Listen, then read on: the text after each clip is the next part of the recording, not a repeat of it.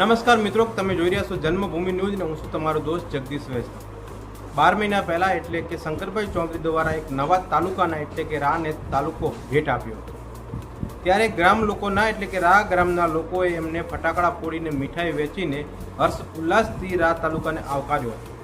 પરંતુ કે કેબિન અને ગલ્લાવાળા બેઠેલા એમને માત્ર ને માત્ર આ ખુશી અલ્પસંખ્યક નીકળી હતી। તમે વિચારી શકો છો મિત્રો કે તારીખ 13/5/2026 રોજ રા મુકામે એટલે કે 4 દિવસનું તંત્ર દ્વારા દબાણ દૂર કરવાનું કાર્યક્રમ એટલે કે આયોજન પણ કરવામાં આવેલું હતું। કાલે નાના ભાગનું દબાણ હતું એ દૂર કરવામાં આવ્યું હતું અને આજે દબાણે વધારે પડતું એટલે કે લારી ગલ્લા અને માર્કેટના શેડ જે વચમાં આવતા હતા એ પણ દૂર કરવાની કામગીરી હાથ ધરતો રા ગ્રામજનોમાં ખરેખર અત્યારે રોષ જોવા મળી રહ્યો છે।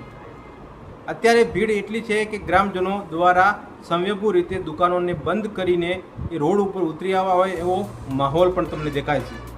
પરંતુ જ્યારે તાલુકાનો વિકાસ કરવાનું હોય ત્યારે દબાણ હટાવવું ખૂબ જ જરૂરી છે।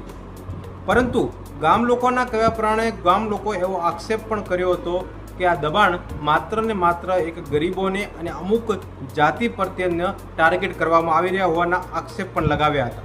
પરંતુ આમાં હકીકત શું છે એ ખબર નથી। પરંતુ તંત્ર દ્વારા 2 થી 3 મહિના પહેલાં પણ નોટિસ આપવામાં આવી હતી કે જે દબાણ કરતા હોય અને દબાણ પોતાની રીતે દૂર કરવું।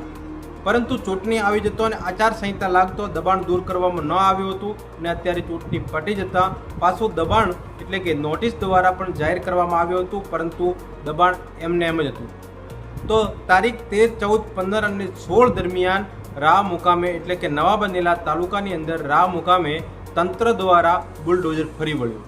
તમે જોઈ શકો છો મિત્રો કે રાની અંદર દબાણ વધારે પ્રમાણમાં હતું અને આજે દબાણના વિરોધની અંદર ગામ લોકો પણ સૌ સાથે મળીને લગભગ વિરોધ કરે એવા મૂડમાં પણ હતા, પરંતુ તંત્ર સામે બધા લાચાર હતા। તમે પણ જોઈ શકો છો મિત્રો કે આજે જાણે કે રા બંધ હોય ને રાની દુકાનો સંયમભૂ રીતે બંધ રાખી હોય એવી ઘટના એવી એટલે પરિસ્થિતિ સર્જાઈ છે।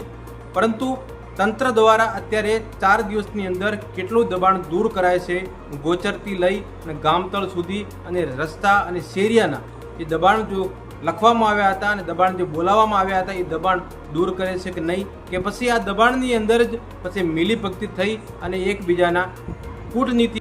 પરંતુ ગામ લોકોનો આક્ષેપ કરી રહ્યા છે કે આ દબાણની અંદર માત્ર ને માત્ર ગરીબોને ટાર્ગેટ કરવામાં આવી રહ્યા છે।